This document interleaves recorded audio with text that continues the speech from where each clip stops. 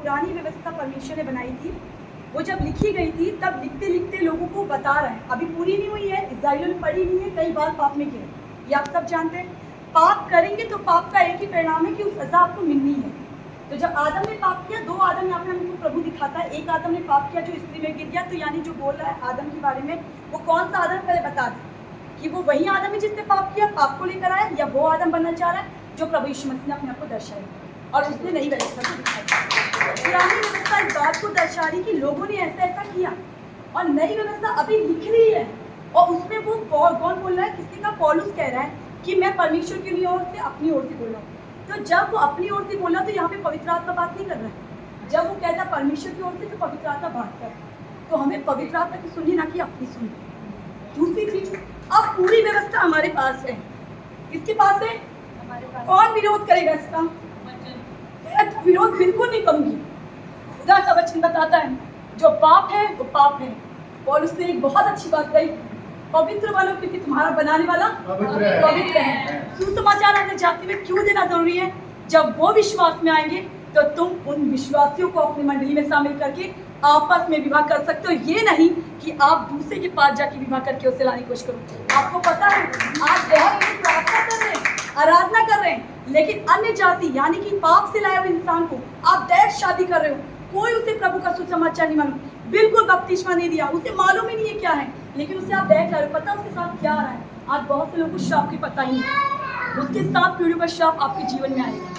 जिस माहौल में आप रह रहे हो वहाँ पे कितनी विश्वास में आपको पता है कितनी है, बहुत है, पर आपको नाम नहीं पता, लेकिन वो आपके जीवन में काम करेगी। जब वो आपके जीवन में काम करेगी, आप कितने भी धर्मी बन जाओ, लेकिन उस स्थिति की वजह से आपका धर्म गिर जाएगा, आपकी धार्मिकता गिर जाएगी, आपका विश्वास गिर जाएगा, क्योंकि परमेश्वर जानता है। उसने सीधे एक ही बात बोली है, एक ही बात बोली है। अब्राहम के पास वचन नहीं था, सीधे वचन सुनता था, वो वचन सुनता था। पवित्र आत्मा आता और जाता था।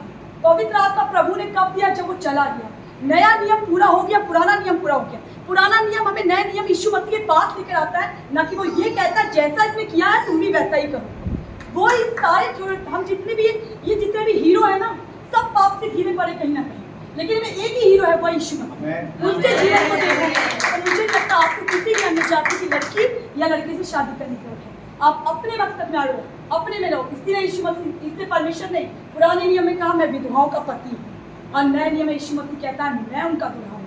तो कौन जाएगा ऐसे लोगों के पास? तू मूर्ति पूजा करता, आज मुझे तुझसे शादी की, मुझे बहुत अच्छा लगा, मैं तुझे प्रभु में लेकर आऊँ। गलत है, बिल्कुल गलत है। आप वचन के विरोध बात कर रहे हो, आप परमेश्वर के विरोध में बात कर रहे हो, प्रभु को बिल्कुल पसंद नहीं है। गुनाह करोगे, खुद तो भुगतोगे, आने वाली पीढ़ी तुमसे ज्यादा भुगतेगी। इसीलिए करना ये है कि सिर्फ वचन पे बने रहो, और वचन जो कहता है इसको सीखो। ये वचन इसने नहीं पढ़ा, अच्छा इसने ऐसे किया 2 शादियां, अच्छा सुलेमान के जीवन को देखो, 300 बीवियां थी, 700 रखे थी, रखो। किसने मना किया? अरे लिखा तो है, बुद्धि मिलेगी यार, इसमें बुद्धि की बातें हैं। नहीं, बिल्कुल मत जाना। वचन आपको एक पल्ला नहीं दिखा रहा, दूसरा पल्ला देखो उसका कितना भयानक है। इसीलिए दोनों पहलू को देखो और उसको समझो, और अपने जीवन को यीशु मसीह के योग्य बनाओ। ना पौलुस बनो, मैं नहीं कहती पौलुस ही बन जाओ, पर अपने जीवन को एक ही के योग्य, एक ही हीरो है, वो यीशु मसीह।